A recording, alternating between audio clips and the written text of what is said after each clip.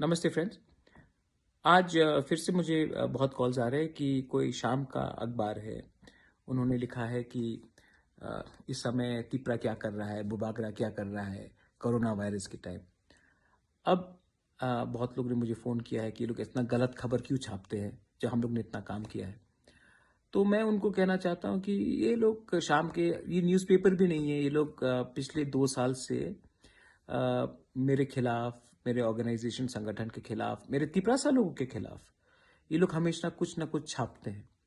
तो मैंने भी जानकारी लिया था कि ये क्या न्यूज़पेपर है। तो बहुत लोगों ने कहा कि महाराज ये तो इसको सीरियसली मत लीजिए, क्योंकि ये तो 500 रुपये अगर आपने दिया तो ये आपके पक्ष में लिखेगा, और कल किसी ने इसको अगर एक कप चाय और 500 रुपये और दे दिया और थोड़ा सा खाने के लिए कुछ दे दिया तो ये आपके खिलाफ लिखेगा। ये इनका धंधा है, ब्लैकमेल। ये कोई सीरियस बात नहीं है।